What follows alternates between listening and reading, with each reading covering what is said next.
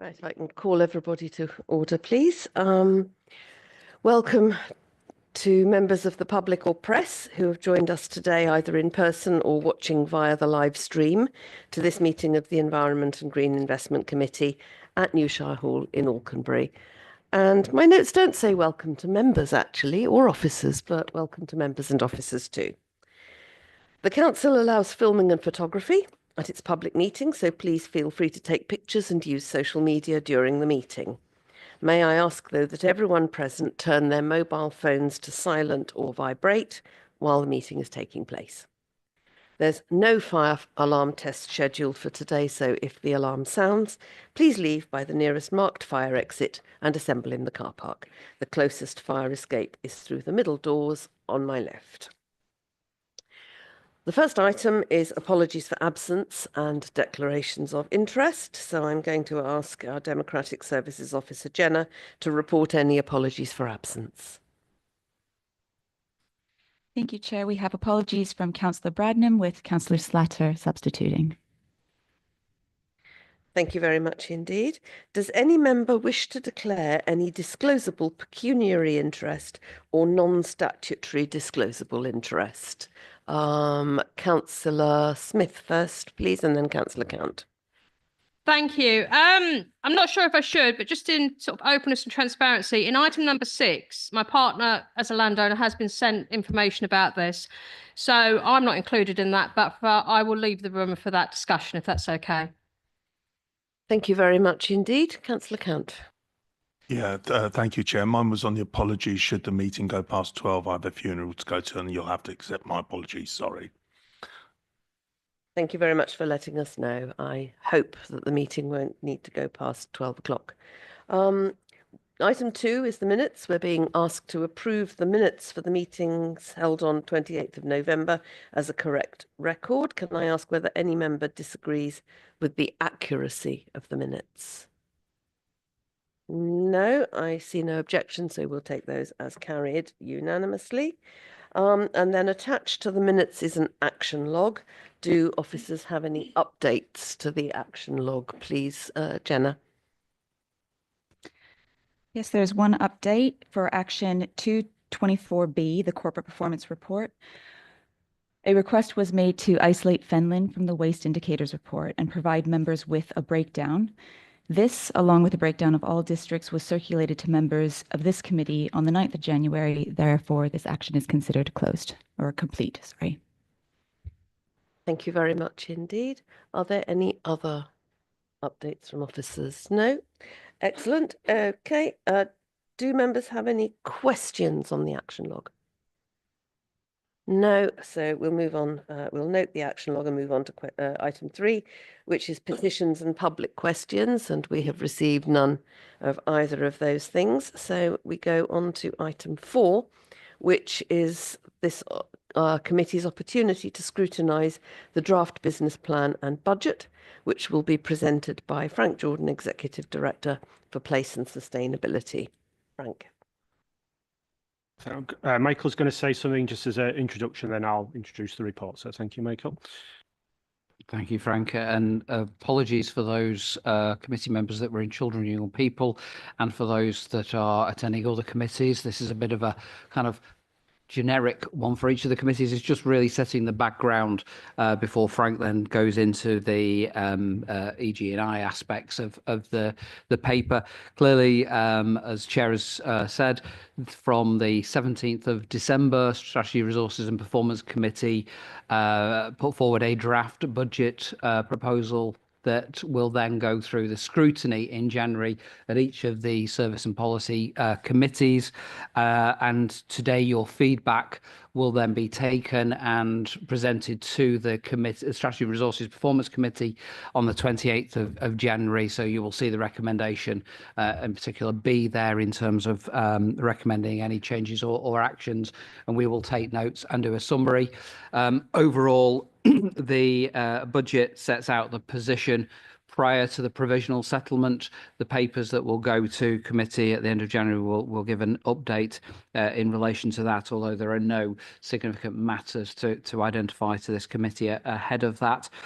The budget proposals do set out the funding assumptions, including a council tax, and therefore, as arising from the pressures and demands that are set out overall, the need to find £34.2 million worth of savings, and part of that, Frank's directorate, along with others, has been tasked over the last year to come up with proposals that you see before you in both the paper and the appendix, which is a take from table 3 of the main report.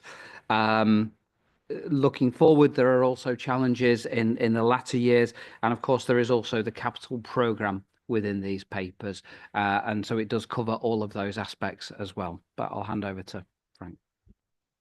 Okay, thank you, Michael. So as Michael's outlined, the main purpose of the report is for all members of the committee to scrutinise the business plan proposals for the business plan for 25-26, particularly in relation to environment and green investment. So as Michael's outlined, the report is structured as follows. So section 2 provides the overview of the corporate financial position, but the key points for the committee particularly relate to section 3, which is page 7 of the report or page 27 of your agenda pack.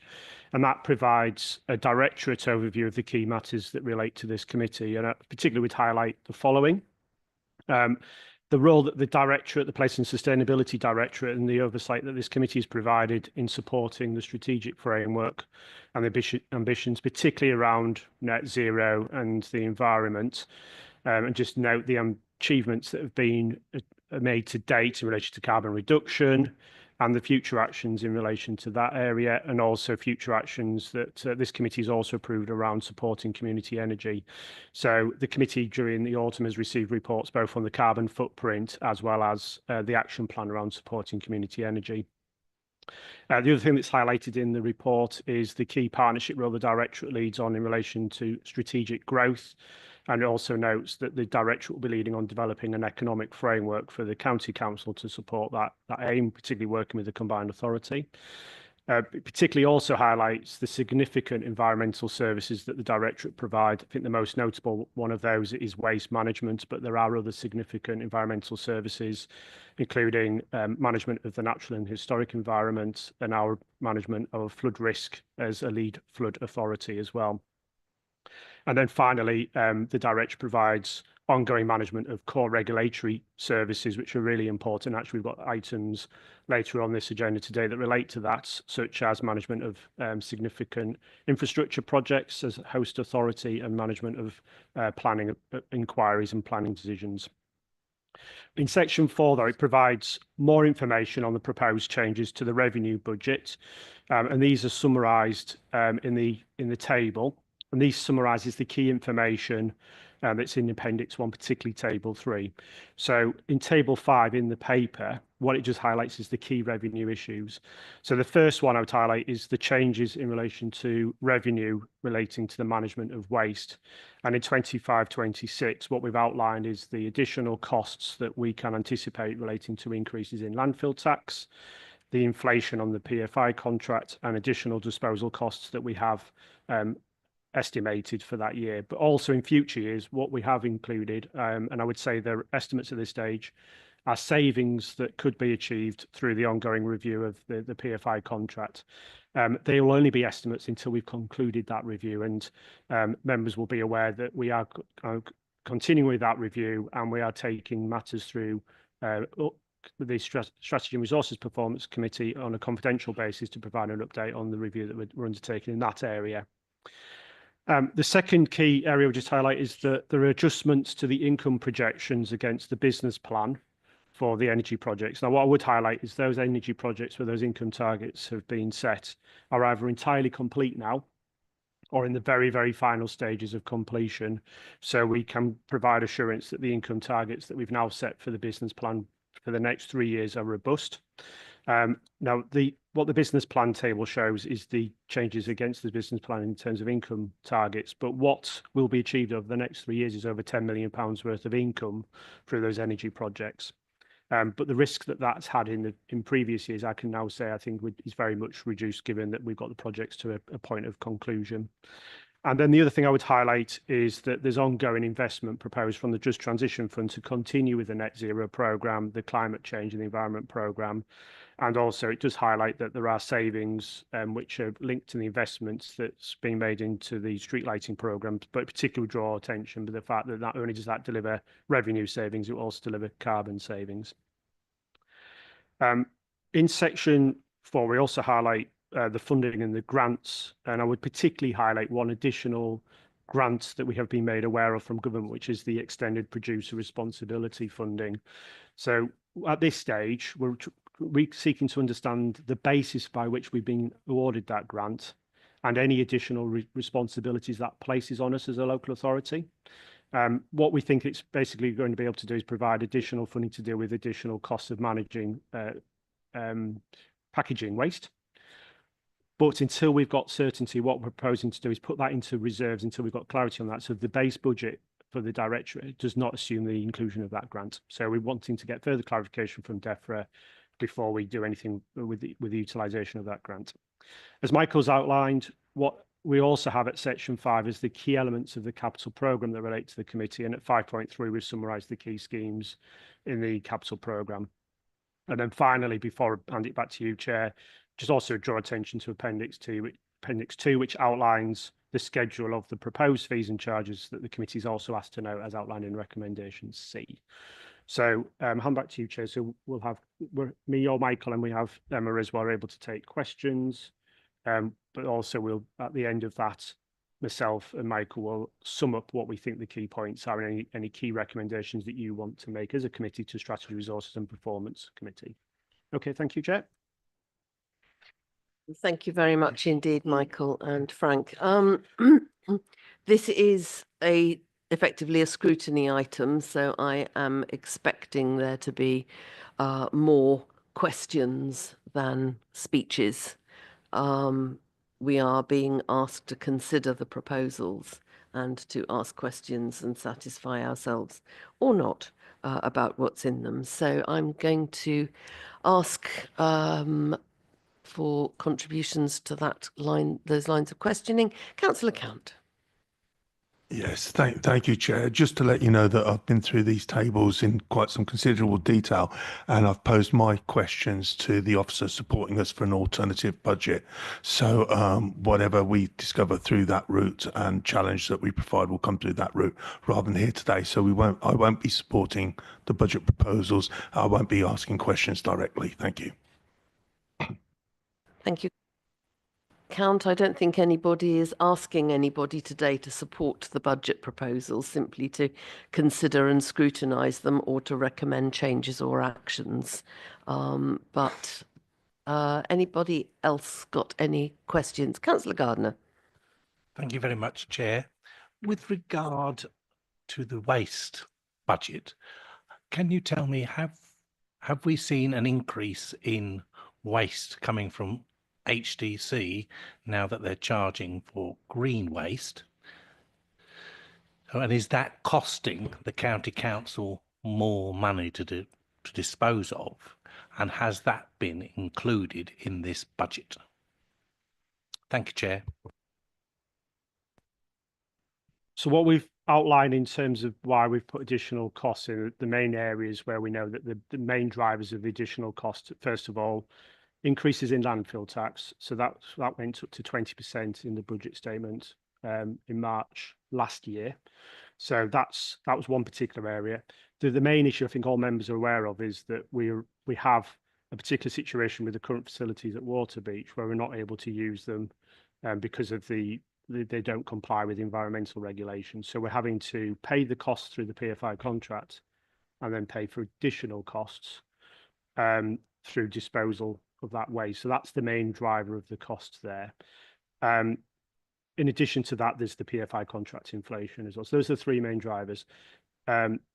We have got the detail as just outlined in terms of the action. We've got the detail of all of the performance measures around waste collection and waste disposal from each of the districts, which we're able to share. But I'm not sure of the detail around whether there's been a significant uptick in terms of waste disposal from Huntingdon.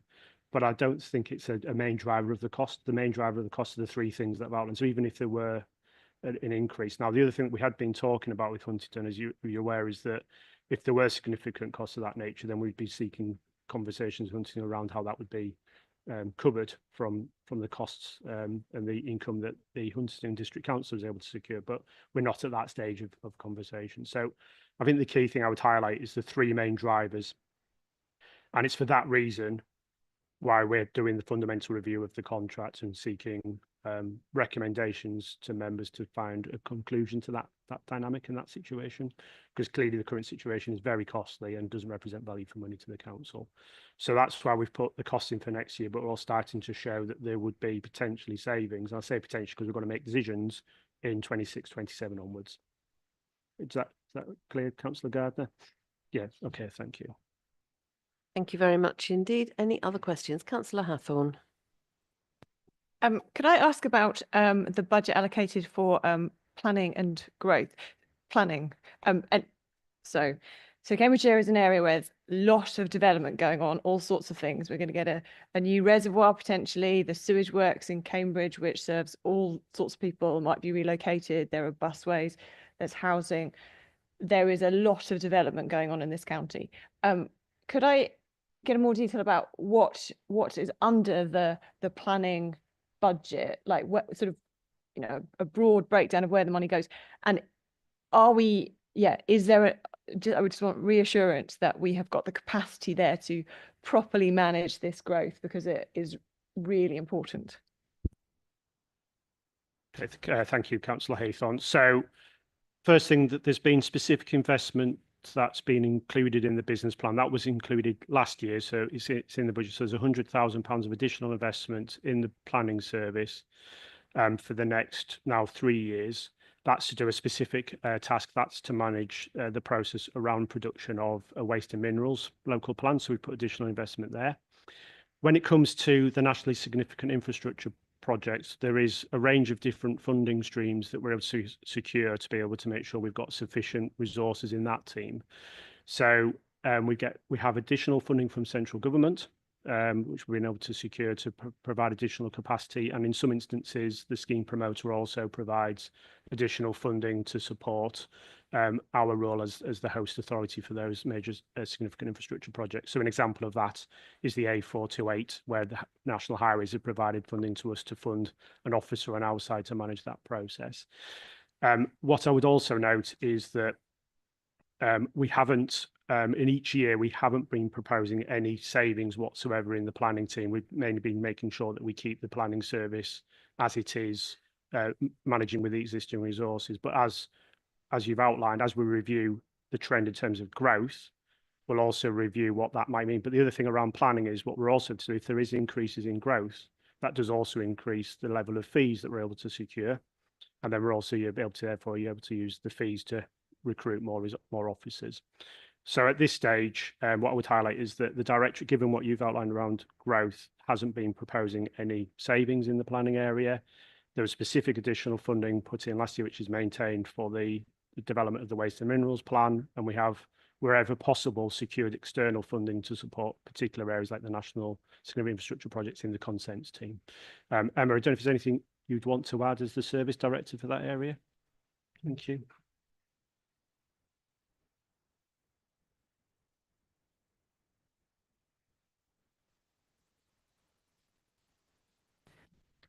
Thank you, Frank. So I think all I would say is that planning and growth goes across wider areas than just planning. So as Frank has already set out, we have made sure that the consents team, for example, is now on permanent contracts within the County Council, and that's really to take account of the number of NSIPs and really key infrastructure projects that are coming into the area.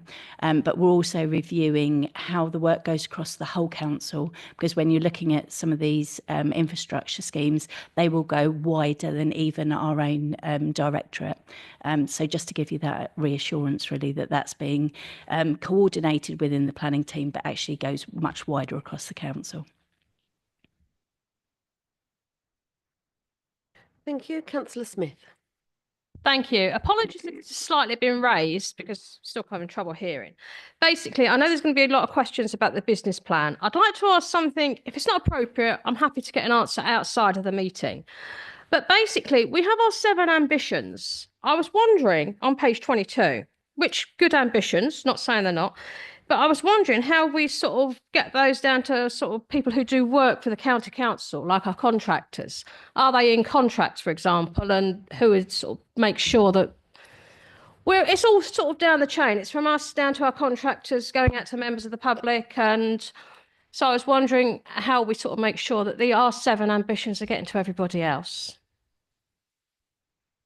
Okay, thank you, Councillor Smith. So strategic framework outlines the ambitions and the main areas that that we're focusing on as a council. The business plan is first of all aligned to the strategic framework. So that's one of the key things for strategy, resources and performance, is to assure that the business plan and the proposed investment and savings does support the delivery of the ambitions.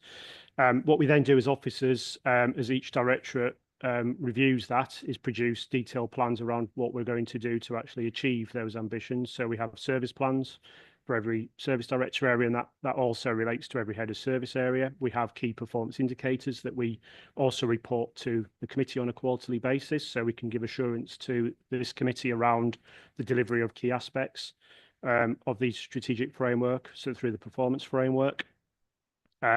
We've also got significant programs of activity, so the climate change and the environment program, and which supports the delivery of the strategy, which is the key plank of the delivery of Ambition 1. That's another example of where we make sure we deliver what's outlined in the strategic framework. And then from a management point of view, each individual officer has a set of personal objectives which are linked to the strategic framework. So everyone has individual performance measures as well, and objectives in terms of what they're required to achieve in any given year. And as you've outlined in your question, we also make sure that we're clear in terms of what we're wanting to achieve with any key contract. So just give an example in relation to this committee, as we're reviewing the waste PFI contract, when we come to make recommendations to members, we'll not only provide information in relation to value for money, risk, etc., we'll also be providing recommendations in terms of how what we're proposing fits with the strategic framework and ambitions of the council, particularly around the environment. So I think just to summarise, it basically it's embedded in everything we do. It's in our strategies, it's in our personal objectives, it goes into our performance framework that we report to committee, and it does feature in some of our contract reviews and contract commissioning. Thank you. So it basically ends up going into the contracts, which goes out to people to bid in for. Right. It's part of the framework in terms of how we embed it. Yeah, thank you. Okay. Thank you. Thank you. Any other questions on the budget and the business plan? No. Right. So we have, I think, considered and scrutinised the proposals by means of the questions that have been asked. The second part of our recommendation is to recommend changes and/or actions for consideration by the Strategy, Resources and Performance Committee. So I need to give members the opportunity to do that. Are there any recommendations for consideration for this committee to present? No. Okay, and noting the proposed schedule of fees and charges, nobody's commented on those yet, but they are for noting. So with that then, I'm moving to the recommendations before taking a vote. We want to just make sure we'll just summarise. Right. Okay. Yes, by all means, please do. Yeah, thank you. So just based on the questions, the key summary that we'll outline is that we'll summarise as follows. The committee received the report and raised the points around the draft proposals being part of the scrutiny process for the committee. And then officers presented key points and clarified issues relating to how the waste budget assumptions were made up, and there was a particular question around potential increasing demand from Huntingdon District Council's green waste proposals. We also provided assurance around capacity and how that was allocated for planning and management of those issues. And then there's a question about how contractors were made aware of the council's 7 ambitions. So from what I would summarise is, as a result of the questions and the contributions, there are no changes or actions to pass to the Strategy, Resources and Performance Committee. Okay. Thank you, Lorna. Thank you, Chair. Thank you very much indeed, Frank. Sorry, I omitted that point in the process. So, with that summary then, which I think accurately reflects what people have said, I'm going to move to the recommendations, which are to consider and scrutinise the proposals relevant to this committee within the business plan and budget put forward by the Strategy, Resources and Performance Committee on the 17th of December 2024. To recommend changes and or actions for consideration by the Strategy, Resources and Performance Committee at its meeting on 27th of January to enable a business plan and budget to be proposed to full council on the 11th of February, and to note the proposed schedule of fees and charges relevant to this committee included at Appendix 2. Those aren't really decisions, they are things we have done or are not doing or are simply noting. But I will take a vote. Can I see those in favour of those recommendations, please? Those against those recommendations? And those abstaining? Thank you very much indeed. Okay, we will move on then to item 5, which is North East Cambridge. We have Tim Watkins, Head of Service Planning and Sustainability, and Jez Tuttle, Transport Assessment Manager, to present this report. I would like, please, to alert members to the news at the beginning of this meeting that Council Account wishes to move a deferral of this item for reasons which he has not yet explained to me, but will explain to us. Therefore, after we have had the presentation from officers, I will not move straight to questions and answers because they so easily slip into debate. So what I'm going to do is ask for the reports to be presented by officers. I will then go to Council Account to explain to us why he believes the item should be deferred. We will have a bit of a debate about that possibly, and then we will have a vote on that. And then depending on the outcome of that vote, we will proceed or not with this item.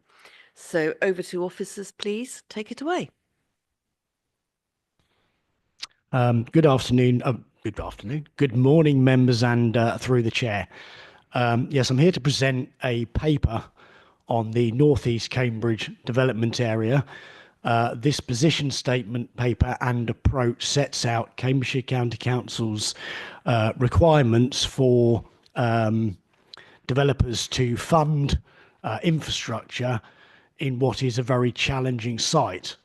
It's a fairly innovative approach. It sets out a trip budget, which means that we know how many vehicles can come into the site and out of the site without causing a severe impact on the network. And it's a comprehensive overall strategy, which provides a guidance for developers to tell them how much infrastructure they will need to fund for each of the parcels in North East Cambridge. This is required in this case because if we didn't have this paper in place, developments will come forward. The planning system waits for no man, and we would have to look at traditional approaches to assessing the developments. And the danger is if we do that, that some developments may go ahead, some developments might not go ahead, and it might scupper the growth of the area as a whole. What I would like to say is that we are aware that the sewerage works are a key part of the development area, and there is some uncertainty over the timescales for that decision. That decision, this paper is not dependent on that decision, only in the fact that actually if the decision was to go against moving the sewage works, it would actually be more imperative that this paper is ratified and goes through. The reason being that we would just not be able to secure the infrastructure and the that we require to actually resolve the issues in a transport approach.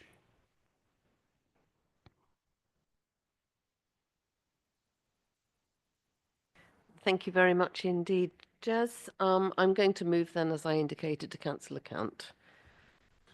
Thank you, Chair, and you'll be glad to know I haven't got a massive speech lined up for this. The reason it didn't get advance notice was my first opportunity to study the papers in detail was 9 o'clock last night, and I spent some time looking at this particular one and scratching my head about exactly what I felt. To sum it up, we've got an area of growth in northeast Cambridge where there will be housing and there will be businesses, and it is a highly pressurized area in terms of transport and the outside network. So the approach taken was, if we agree what amount of vehicles can enter and exit the site, this is what we need to mitigate it. And I've got no problems with the evidence base. I've got no problems with the monies that are discovered. But at the end of the day, the overriding feel of this paper is it's destined to fail as it stands at the moment. So there's £170 million required for the deliverables, but the deliverables require a modal shift that is in excess of what will happen in reality, and also limiting the car movements is an assumption that it's actually achievable. So I think that if we pass this, it's too weak to actually succeed in its aims. There are various different options moving forwards. One which I have no doubt doesn't appeal to this organisation. That's not to pursue this innovative approach, but to look at what would happen if you allowed cars and expanded the outside network. I probably may agree with that. I don't think that perhaps there is enough money to change the car network in the nearby area to actually achieve that. So what are the other solutions? The other solutions are perhaps the light rail position that's being discussed at the moment, which actually impact in that area, or other innovative or more expensive solutions. At the end of the day, if you cannot find a solution that will deliver something that's successful growth, as opposed to this growth which looks like it won't work, then you have to go in the other way and say we cannot accept the growth that's in front of us because we can't actually deliver a workable solution. In terms of that, I think that's where this is falling now. It's not strong enough in saying that the county council will be robust in, first of all, securing the £170 million guaranteed, first of all, because what will happen is you will get developers putting in their planning applications. There'll be a section 106 or whatever the order is, agreeing certain sums of money, and there'll be, well, we'll get a bit from this site, a bit from that site, and then we'll discover that one site falls over and you don't have the whole 170 million, so a whole lot falls over. Or one of the developers comes back to you 5 years down the line and says, actually, due to viability, I can't afford this. Or the GCP, which is time limited, is actually over-programmed at the moment, doesn't have any money. So you will get a series of things whilst people are building that will fail. So I'm asking that you consider deferring this, not for a huge amount of work, not to say let's swap into a car position, but in order to strengthen it, that it's either these things happen and this is the level we can achieve, or if not, the county council has to object to the growth going forward because we cannot find a sustainable solution at the amounts of money that is available. And that's why I'm asking you, not from a political, let's have a great big song and dance in the newspapers about this, but from the fact that the papers in front of us, from my opinion, and the words that are there will fail. There are sentences in there such as it would require modal shift, car sharing to be at levels higher or lower in this case than the best cities in Europe. You know, that's just not achievable. And a lot of the things in here are simply not achievable. They've gone for outside legal advice to see if this statement holds true. Yes, the legal advice is probably quite correct. It holds true, but it isn't robust enough to achieve what you need to do. And that's to actually sit in front of developers and say, it's one or the other. Either we can find something that works and can be afforded, or you cannot develop to that degree. And that's why I'm asking for a deferment while some work goes around alternative solutions or strengthening the statement into it's one or the other. Thank you, Chair. Thank you very much, Councillor Count. I think there are two issues here that I would welcome, and I think members might also welcome officer advice on. The first one is the technical aspects, as it were, of what Councillor Count has asserted about the strength or otherwise of this proposed approach. And I would welcome some officer advice on that. And there is also a procedural issue about what happens in the event of a deferral. Clearly, the government has deferred making its own decision, but only potentially by a few months. What Councillor Count is suggesting to us today seems to me a deferral of considerably more than a few months. And I would therefore welcome some procedural comments from officers on how they see the effect of deferring a view on this for what seems to me to be quite a lengthy period of time. So I'm going to turn to Frank to ask whether he can orchestrate for us which officers respond to which bits of that. Well, I'm going to refer to the table in front of me first. So, Jez, and I may say more depending on what they say around. I think it's more about a risk that I want to outline to the committee, but I'll refer to Jez first, and you may want to add. Thank you, and through the chair, I will answer the question on procedural matters, and then my colleague Lou Mason-Walsh will answer the questions about the sort of evidential.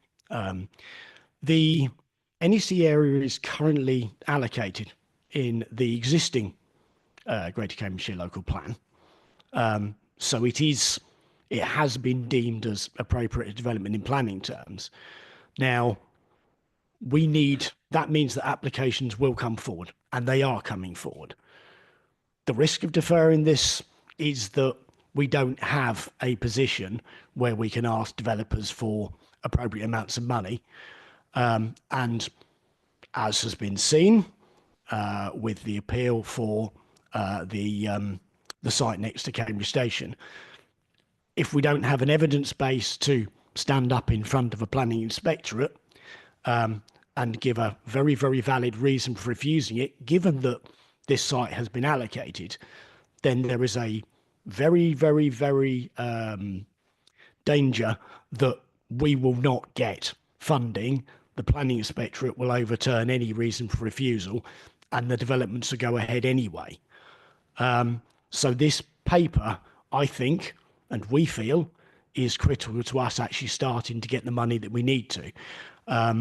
That's why we feel this paper needs to be ratified as soon as possible, because the applications will keep coming because the site is allocated in the current local plan. Good morning, members. Yes, on the technical front, I'm the Transport Modelling Manager for Cambridgeshire County Council, and I have reviewed all this information and, in fact, have written large parts of this position statement. We have reviewed all the evidence that's available over the 10 years of study that have been done into the North East Cambridge area. We have reviewed everything. We have looked at the quantum of development that we feel is achievable, which is significantly less than the developer aspirations, slightly more than the draft AAP that the planners provided and then withdrew. But we feel this quantum of development is deliverable. And from a technical point of view, we have had this document peer reviewed by a renowned and very experienced transport planner who has looked at it. He's looked at it in relation to the new NPPF. He's looked at it in relation to the questions we might get asked by a developer, the challenges we might get, and we have had independent technical review of this document.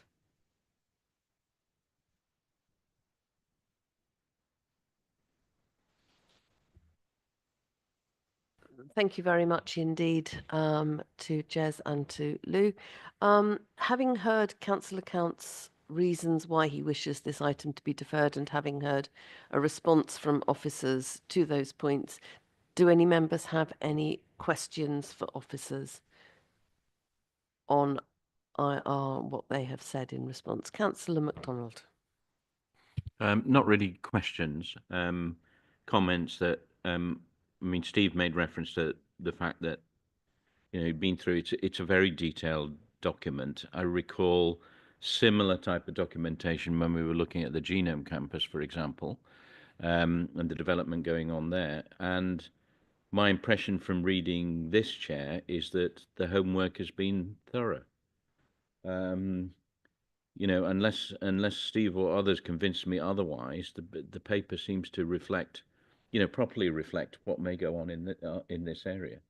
Thank you.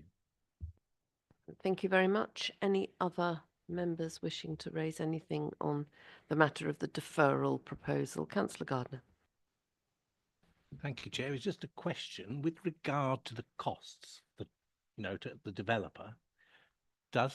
Under this proposal, does the county council have a point where, because if we take them as today's date and something doesn't get developed for 10 years down the line, are we still looking at the costs you've got in here at that point?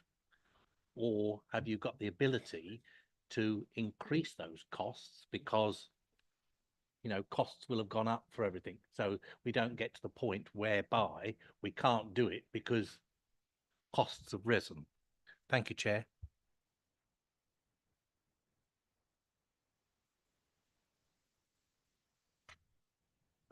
Through the chair, Section 106 agreements with financial contributions are indexed to the BCIS construction indices.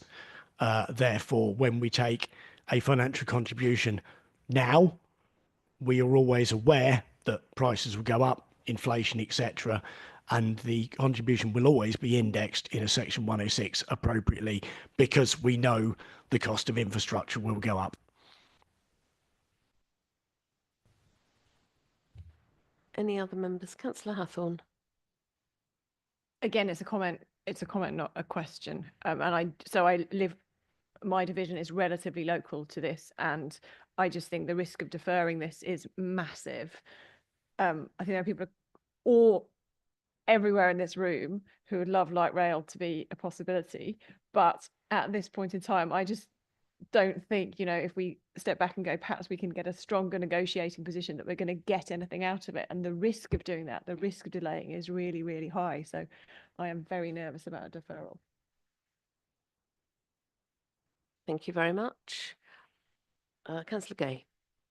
Just very briefly, I think that to go forward without having a framework for the North East Cambridge development, and particularly the traffic management. I mean, I've driven from Fen Ditton today, and I can tell you that traffic in that area is really at capacity. I think that would be completely crazy. So I'd urge everybody to reject Councillor Count's proposal. Thank you very much indeed. I think, unless I'm missing anyone, everybody has said what they wish to say on this. I'm going to go back to Councillor Count. You've heard officers' responses, you've heard members' concerns. I will give you a brief period to respond quickly, please, to those if you wish. Yes, thank you, Chair. I understand the position that not having something in front of the county council weakens the fact that you can't ask for money now. And I was hoping that maybe instead of 3 or 6 months, you could change it slightly within a 1 month period, because you can have a meeting every month. That was my ambition. It's going to get forced through on the vote today, but I predict, and I may be wrong, people may be wrong, right, but I predict you will not get this £170 million. You will not deliver these, and there will be problems moving forward. And in 20 years' time, when it's all built and the congestion is rife in the area, and you say, where did it all go wrong? It went wrong today, and that's my impression. On that basis, Chair, I know that the proposal, it's no need to second it and take it to a vote because there's no appetite to support it from the joint administration. When we get to the vote, I won't be able to support this because I think it's destined to fail for the points that I've raised. I do totally support the work that the officers have done. I just think it's left us in a position where we're not strong enough, or we have to look at alternatives. And for that reason, I won't be able to support this, Chair. Thank you very much, Councillor Count. Therefore, you have requested me not to put this to a vote, so I'm not going to put it to a vote. We don't force things through. in this committee. We take a democratic vote and people are asked to vote for, against or abstain things. But if you are wishing not to proceed to a vote with that, I will accede to that request. So having done that, then we will move back to questions to officers. Please, does anybody have any other questions for officers on this paper? Councillor Ray. It seems to me, reading through this, that the key thing is the ratio between the number of jobs and the number of houses, and getting that right. And the more jobs you create in North East Cambridge, the more difficult the traffic position gets. Can you talk about it being the modal change being very challenging? So that's from the status quo of quite large businesses and scientific enterprises with very large car parks. You're talking about modal change. How does the density of jobs and accommodation and residential work compare to, say, London? It seems to me London has a very high ratio of jobs and high number of houses as well, with people with no cars. I mean, how does what we're proposing in North East Cambridge compare to, say, central London? I'll answer that. Well, it doesn't. I mean, obviously London has the underground, it has an extensive overground network, it has buses, and it still has a heck of a lot of congestion, hence the congestion charge. But what we've got here and what we've done here, this is based on, you know, our assessment and evidence that has been collected over a considerable period of time. If you've got a better balance between homes and jobs, then you can achieve a higher level of internalisation, so people can walk to work, or, you know, and walk to school or cycle to school, or that, you know, those kind of shorter distance trips of under 2 to 3 kilometres become a higher proportion. So with the developer aspirations, which have 4 times the amount of jobs that the North East Cambridge Area Action Plan draft has, the imbalance is huge, and that's where it becomes really difficult to manage that, because the level of internalisation will be near zero and there just won't be enough people on site to fill those jobs.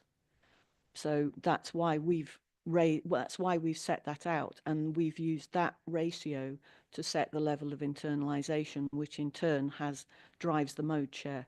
And that's how we got to the mode share we did, by saying we don't feel a mode share any lower than this is achievable. That mode share is the mode share that's being achieved at CB1, so round Cambridge Station. So it is being achieved in Cambridge, but it's going to be really challenging. I mean, the Science Park have worked wonders. They've got their car mode share down from 71% in the 2011 census to 23% in the last TP Plus work. I know that's a large part of the pandemic and the change, and not everybody's going into the office, but that's an immense piece of work, but they need to maintain it. And that level of car mode share needs to continue across all the new sites as well. Thank you. I think the kind of jobs that are coming to North East Cambridge are not really displaceable to other places in the UK. They will go abroad. I think it's really important that we have ambitious targets to change the way people live and travel to work, and indeed work, to bring these jobs to the UK. I just think we need to be ambitious, and just saying, oh, let's not worry about it, let's not have any development there, is just not acceptable. Thank you. Thank you very much. Councillor Hathorn was next. You almost answered my question, actually. So I am really nervous. So I am nervous about the density of this site. I live adjacent to the kind of the north of the city. my division is effectively, part of my division is effectively in the city, and it is already highly pressurized and it's already relatively dense, and there's lots of stresses in that north area of the city where there's a lot of deprivation, and it is going to be really, really challenging. And I have some sympathy with Councillor Count that in 10 or 20 years' time, we're going to look back and wish we'd done things differently. But where I completely disagree is I don't think it hinged on what happens today. Sorry, I'm getting to the question. I would really, if we could have a little bit more detail about what happens around the central rail station in Cambridge, because that is what it feels like is the only possible solution. And so like understanding it as a kind of, as a very similar site, understanding how that operates would be really helpful. I think that it can work. And what do people do? Do they just not have cars? Who lives in that area? What's going on?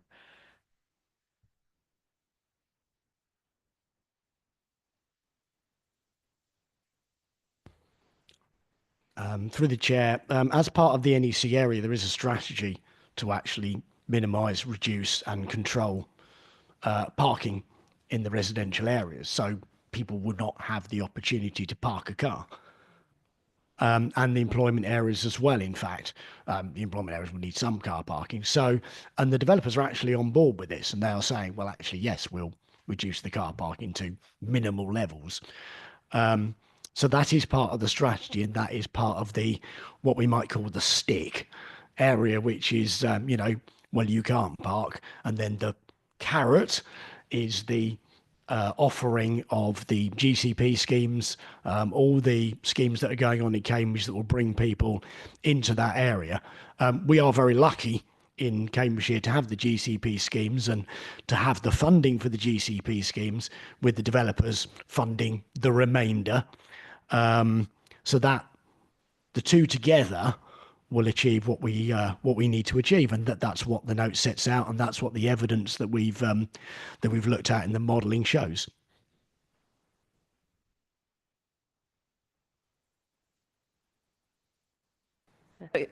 So around the current rail station, what, like, I mean, it is sort of working there. Do people just not, is it the case that people don't have cars? I mean, because I guess sometimes in conversation, it seems impossible that people could operate without cars, but I'm guessing that already happens in a place in relatively central Cambridge.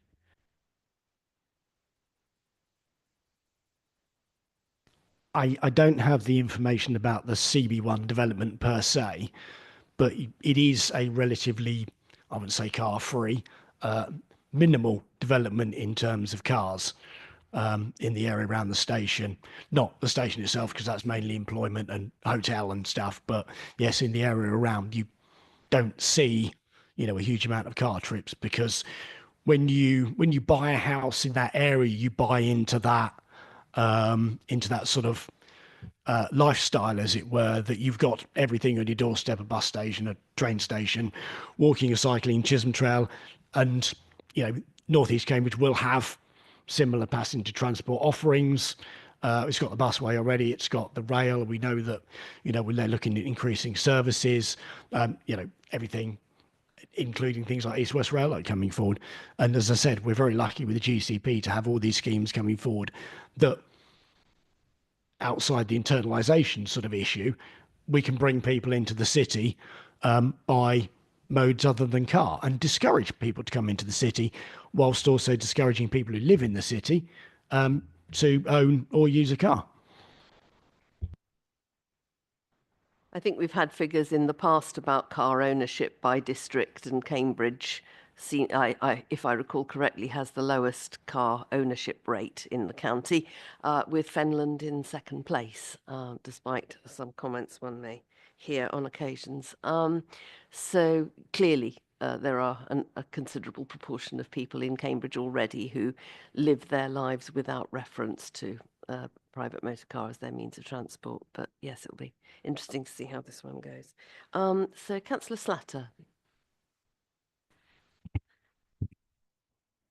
Yes, many of you know I live in Trumpington. 20 years ago, when we were planning the urban extension there was a certain amount of magical thinking going on, to be honest, but we also did expect to be able to do more about public transport than has proved the case. So 10 years ago, I moved into one of the new houses, and now I see the scenario developing, which we know makes it difficult to get the ideal.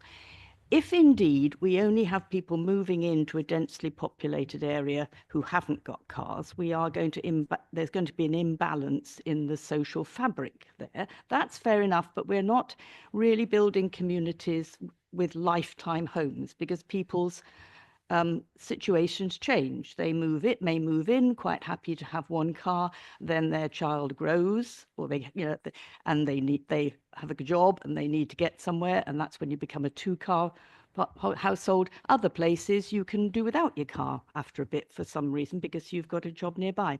It's flexibility we need to see built into the planning. So it's not just a matter of the developers being able to do the sums and indeed make it more profitable by having just one place available and designated. We need to be thinking a little bit more creatively about how you can sometimes go from 1 to 2 and profitably go from 1 to none. And I know that's the planning stage, but somebody who's living this, I feel I can't resist this temptation to say something. And I know there are no easy solutions through you, Chair, for our transport planners. Of course there isn't. There's a big difference between car ownership and car usage. We know that. I've only started using my car when I became a county councillor to a great extent, but I needed it for getting my dad around. And it's those family situations we're all aware of. And I'm just wanting to wish you the best of luck. But can we have a bit more flexibility in how we use parking and how we enable people, particularly in social housing, to rent out their space? There's loads of these apps. My daughters use them, and you can book somebody's driveway for just a few hours. It's very flexible, and we need to be, if we can encourage that through the planning system or through what the county council can provide in the way of advice, it's best of luck. We're not going to uninvent the car, and I'm afraid, really asking a question. I do apologise, Chair. Thank you, Councillor Slatter. I do think we need to remember this is not our plan. It's important point here. Okay, I've not seen any other indications to speak on this, so I'm going to move to the vote. Councillor Tierney. Sorry, Chair, we were still questioning, and I thought we were going to move to kind of general comments afterwards. That's why I held what I wanted to say. Is it okay for me to speak now? Of course. Thank you. Now, I thought it was so encouraging when the officers said that they were finding the modal shift difficult and challenging. I just think that is fantastic news, because I really don't support the attempts to force modal change, to force choice onto the people, onto the public. I do think that people should be able to choose the way they travel and the way they get around. And when officers in quiet offices out of the way attempt to force them to behave a certain way and they say no, I think that's absolutely brilliant, and more power to them all. Thank you. Thank you for that complete demolition of transport planning, the planning system, and any other rational means of making life livable for everybody. Councillor Tierney, well done. Councillor Gardner. Thank you very much, Chair. It's one very short question. In the paper, you state 10 extra greenways. Is that 10 extra greenways within Cambridge itself or across Cambridgeshire? Through the chair, the greenways come from out of Cambridge into Cambridge. They all sort of converge on Cambridge, so they're all routes into Cambridge from all different directions. So yes, it's they will be in Cambridge and bring people in. I think it's fair to say they may come from all directions, but not very far from many of those directions, which may be Councillor Gardner's point. I don't know. Anything else? Councillor Hathorn. So I mean, this isn't about building a place which is forcing modal shift. It's about building a place which is high density. And actually, it's not that, there is no option to build this Northeast Cambridge development with the level of housing with every single property having a drive. It's just or two drives. So it's about trying to maximize the space. And as we see, I think the reference to the area around the central station is really relevant, because actually if I was moving there, I wouldn't expect to move there with the same kind of detritus I have as someone who lives in a village. So, you know, I don't have a garden in the, you know, I don't have a garden and a car and a this and a that. I just have a different type of life. It's about, yeah, people make different choices how to live. And I think we have to recognize that people who choose to live there that will be a choice that they've made. So this is not about imposing things upon things. It's about different ways of living for different people, and everyone has agency about where they live. So the notion that this is a big kind of top down forcing everyone to change how they operate is just, you know, just not relevant. I think this is about trying to manage a really, really dense place, and we don't have any choice in that. You know, we don't have any, everything is about growth, and that's okay. We're really, really privileged to live in a place which has got loads of jobs, loads of opportunities. Our children, the next generation, really benefit from that, but that comes at a cost, and the cost is a really accelerated level of growth, which is difficult to manage. And this is just about how we manage that process. Yeah, so I just felt frustrated by the notion that anyone was going to be forcing everyone. This is not about forcing people to change. This is about how we manage a really difficult situation. It's a really sensible paper. Yes, and thank you. Thank you, Councillor Hathorn. I'm afraid that's an attempt to apply logic to this matter, which never ends well. Anybody else? Councillor Wood. Thank you. Yeah, I'm generally in favour of the suggestions put forward, but the comparison with London was a good one earlier, and where it was suggested that there is a tube network, there is very good overground transport, and where car parking is being restricted, it is imperative that alternatives are produced. And where it's been mentioned that the GCP options are going to be taken on, it's very important that that is a priority, that they're selected appropriately, and to satisfy the needs of the residents of that area. So it will fail if that is not applied appropriately, and that should be a distinct priority in the plan. Very much indeed. Anybody else? Not seeing any other hands. So I am now going to move to the recommendations at this stage, which are to approve the approach to the assessment and consideration of traffic and transport impacts and the associated transport position statement as set out in Appendix 1, and to delegate authority to the Executive Director of Place and Sustainability in consultation with the Chair and Vice Chair of the Environment and Green Investment Committee to update the position statement to take account of minor changes, council advice and mitigation measures in line with the recently updated National Planning Policy Framework published December 2024. Can I see those in favour of those recommendations, please? Those against, and those abstaining. Thank you very much indeed, members. That is carried by a majority. Thank you very much indeed, officers, for your contribution to that item. So we will now move on to item 6, which is the Fens and Lincolnshire Reservoirs National Strategic Infrastructure Project proposals.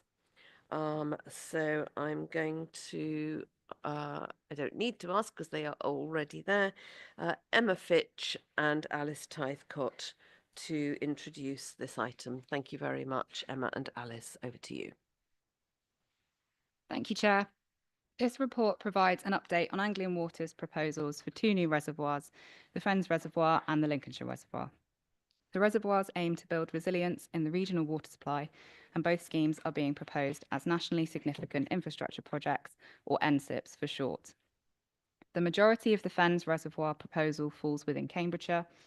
The main site of the reservoir is located between Chatteris and March, near to Doddington, Wimbledon and Mainey. Most of the associated infrastructure, which includes things like pipeline corridors, pumping stations and treatment facilities, falls within Cambridgeshire, travelling south through the county past Somersham into the Bluntersham connection point, and then down into the Madingley connection point.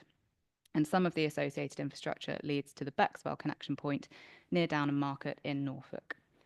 For the Lincolnshire Reservoir, the main site is located southeast of Sleaford, between Grantham and Boston in Lincolnshire, and some of the associated infrastructure enters the Sawtry and Stilton ward of Cambridgeshire. Both schemes are currently in the pre-application stage of the NSIP process. Following a meeting with Anglian Water this week, I need to provide committee with an update to the information stated in paragraph 2.3 of the paper, which is on page 115 of your agenda packs, regarding the intended programmes. Fens Reservoir is expected to undertake another non-statutory consultation later this year, with statutory consultation planned for 2026. Application submission for the Fens Reservoir is still aimed for the end of 2026. The Lincolnshire Reservoir is going to follow after Fens Reservoir in the process, with further consultation taking place between 2026 and 2027, and application submission for the Lincolnshire Reservoir is aimed for autumn of 2028. As these schemes are proposed as NSIPs, the Secretary of State for the Department of Environment, Food and Rural Affairs is the decision-making body.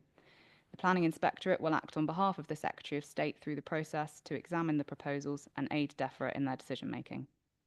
The Council will have to submit timely responses to the Planning Inspectorate and central government throughout the process to ensure that our responses can be given their full weight, and the NSIP process often presents us with challenging deadlines. So, in the usual way for NSIPs, this report therefore seeks approval for delegated authority to be given to the Executive Director for Place and Sustainability and the Service Director for Environment, Planning and Economy, enabling them to submit NSIP-related responses as part of the NSIP process in consultation with the Chair and Vice Chair of this committee on occasions where there is not enough time for a report to be delivered to this committee. Thank you. Much indeed, Alice. And for the record, could we just note that, as she declared an interest, Councillor Smith has left the room for the duration of this item. As Alice has explained, this isn't about the benefits or disbenefits of the proposals for reservoirs.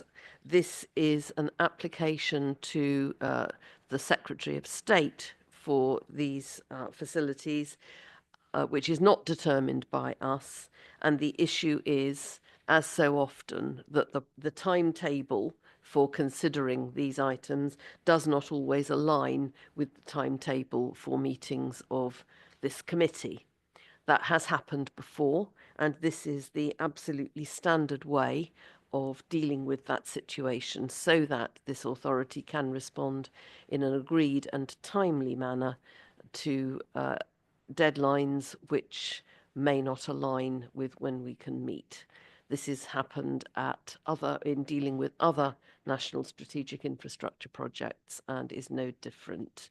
So, bearing in mind that this is purely a procedural recommendation, can I ask members whether there is anything they would wish to ask officers? Councillor Count.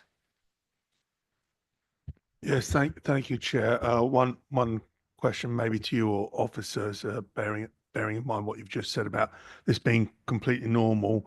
It says in the recommendation where there is not enough time for a report to be delivered to the Environment and Green Investment Committee. From your comments, you're indicating unless it coincides with the quarterly meetings that are in the calendar, whereas from the recommendation, you can call a meeting with so much notice. So do I take it as read that means unless we get 90 days notice or there happens to be a meeting in there, that is what you mean by that we're not involved unless it's within the pre-described calendar of meetings?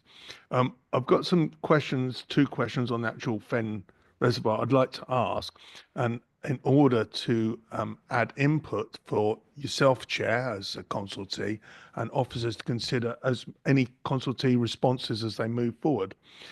The first one is a quite technical one, and somebody raised it with me, and I actually don't know the answer or how to find out. I know what Anglian Water's answer was, but this was disputed. So I'm asking officers if they've considered it and do they have an answer. I understand that this would be in the region of 30 million metric tons of water held in the Fens Reservoir. And the concerns are that if you have 30 million metric tons of water pressure plus the associated building banking works on that ground, will it raise the water table nearby or far and field, or is it so packed down and based out that it doesn't affect the water table? Because if it does, then I think that this is a key point for the county council to address, because the impact on the local area. And if it doesn't, then I think it'd be useful for that to be addressed, to say this is not a concern because the nature of the construction doesn't do it. The second question I've got is contained in the paperwork, and it mentions on a number of occasions that Anglian Water's position is to also seeks to restore wetland habitats, and I couldn't find anything about that. So is that just small little parcels on the site in and around the reservoir, or is this something about the wider area, perhaps linked to my first question, that we're unaware of? I think they're really important points for me.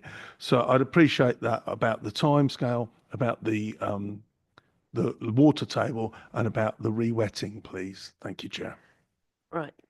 Councillor Count, I did explain that this is a procedural paper asking for a procedural outcome. It's not about the detail of the applications.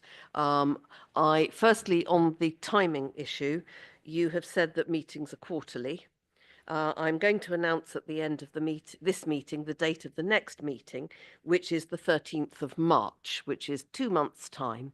So self-evidently, the meetings aren't every 3 months. So I just want to make that point.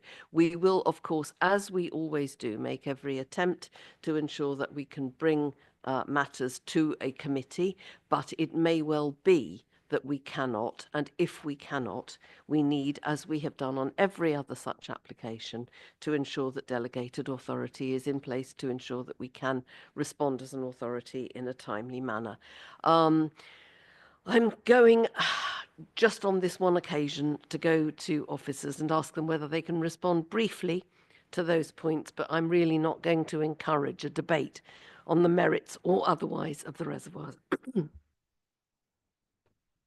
Thank you, Chair. In terms of the impact on the water table, I will seek further information from a colleague for you, but for reassurance in terms of embankments and safe building of the reservoir, following the Reservoir Act of 1975, Anglian Water will be utilising construction engineers and panel engineers who are appointed by government to ensure the building of a safe reservoir for both the Lincolnshire and Fens reservoirs. And on the question around the wetland habitats, in the first instance, Anglian Water would be seeking to do that on-site, but they will be looking off-site as well in the wider area. But again, I can seek further information on that for you and update committee afterwards. Thank you. Thank you, Alice. I'm not going to pursue a line of questioning or debate which is not related to the recommendations, Councillor Count. Is it related to the recommendations? Thank you. In that case, please come back. Yes, Chair, and I appreciate it. Seems to me like you're trying to force this committee, literally force this committee, and saying this is business as normal and therefore you must vote for it. The point I'm getting at, and I'm not about whether the reservoir is good or bad, and that wasn't the nature of the questions. I didn't want to get into a debate about that. The point is, if the delegation, and there isn't a meeting of this committee, then surely you and officers would like to hear any questions we've got or concerns we've got, so that they could help you inform your consultation responses. And that was the nature of these, and that's all I'm trying to do, is make you aware of concerns. I'm quite a nearby member. It's not in my division, it's immediately adjacent to my division. I expect to get quite a beneficial use of this reservoir. I'm quite in favour if we get everything that's promised, you know, the possibility of sailing. But the points I was raising are points that people have raised with me about what's going to happen. Therefore, you're asking for delegation to yourself as consultation response. So I thought it'd be useful when the chair is speaking.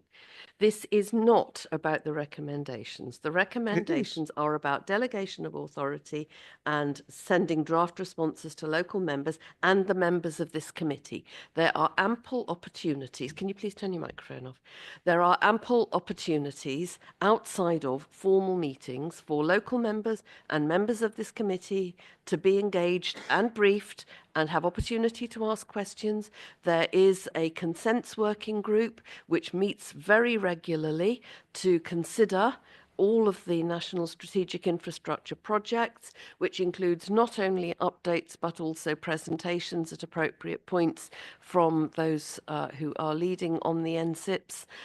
So I dispute that this paper, which is about delegating authority, is your only opportunity to raise everything you wanted to raise about this. I think we're doing as much as we can to ensure that we A, meet the deadlines for responses, and B, engage members as fully as possible in that process. This is business as usual. This is absolutely how we behave for every other national strategic infrastructure project. I would suspect that if there were not 4 months until the election, you probably wouldn't be challenging in it that way, but there we go. So is there anything members want to say that is related to the recommendations in front of us? Councillor Tierney, is your comment related to the recommendation in front of us? Chair, you seem to want to control what I say. If I'm only allowed to say certain are you going to interrupt me again and stop me again? Is it just proving what I say? Controlling how the meeting is run is the purpose of the chair. Chair, this is Do go ahead. It's a Go joke. ahead. Why can't we speak? Why are you preventing us from speaking? Asking you to go ahead. Please go ahead. Thank you. And perhaps after I finish speaking, no funny quips might be an appropriate response. I would simply say it's a bad idea, in my opinion, to freeze out questions on items like this because it suits you. It's a bad idea and it looks terrible, and I would stop doing it, please. Sticking to the recommendations in front of us, please, Councillor Hathorn. So can I just confirm the process? So, and also I think, this is how other things have worked within the council. So a draft response would be written and then we would all get to see it, and the local members.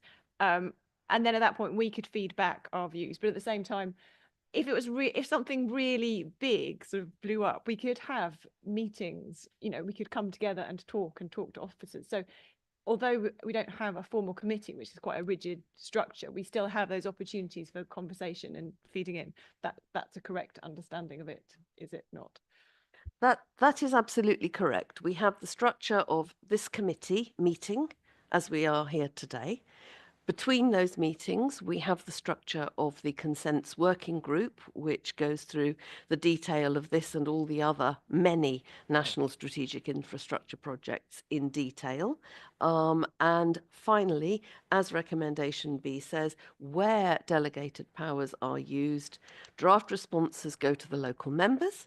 Draft responses go to the members of this committee before they are submitted to the Planning Inspectorate. That is the structure in which all those opportunities exist for engagement with this. Thank you very much for requesting that clarification, Councillor Hathorn. Councillor Corney. Thank you, Chair. We just heard that you said that it will go to local members. I have brought this up previously, but whether it's probably tenuous whether I should have declared an interest on this, because I do sit on 2 internal drainage boards and I'm a member of the middle level navigation committee as well. But I think that's fairly tenuous. But at the same time, though, the area, certainly where I live, this is a neighbouring. It's probably 2 over from me, but certainly if there was an issue with the reservoir, I think the impact would be far reached if there was an issue there. So I think, just got a question whether going to local members, I almost feel it probably should go a little bit further. Certainly, where the internal drainage boards are concerned. Right, thank you for that. Firstly, provided your membership of the internal drainage boards is on your declaration of interest, your register of interests, then you don't need to declare it at the meeting anyway, and it is tenuous anyway. I agree. The proposed draft responses are sent not only to local members but also to all members of this committee. Indeed, you're not only a member of this committee, you are your group's spokes on this committee, and therefore you will have in that role access to that information. In your role as spokes, if you believe that there are other members known to you who ought to see it but aren't on the circulation list because they're neither a local member nor a member of this committee, then obviously that is absolutely not only your right, but I would suggest your duty to share that with them. So yes, that's how it works, and I don't think there's any constraint about that. Indeed, absolutely the opposite. Is there anything else that anybody wishes to say or ask related to the recommendations? No. In that case, I will move to the vote, which is to delegate authority to the Executive Director of Place and Sustainability and the Service Director for Environment Planning and Economy to submit nationally significant infrastructure project-related responses as part of the NSIP process on behalf of Cambridgeshire County Council and its regulatory functions, in consultation with the Chair and Vice Chair of the Environment and Green Investment Committee, on occasions where there is not enough time for a report to be delivered to the Environment and Green Investment Committee. And to note that where delegated powers are used, draft responses will be sent to local members and the members of the Environment and Green Investment Committee ahead of submission to the Planning Inspectorate. Can I see those in favour of that proposal, please? Thank you very much indeed. And those against that proposal, please? And those abstaining on that proposal, please. Thank you. That is carried with just one abstention. So, thank you very much indeed, members. And thank you, Emma and Alice. Is Councillor Smith going to be returning to us? If so, does somebody wish to advise her that we have now moved on from the previous item?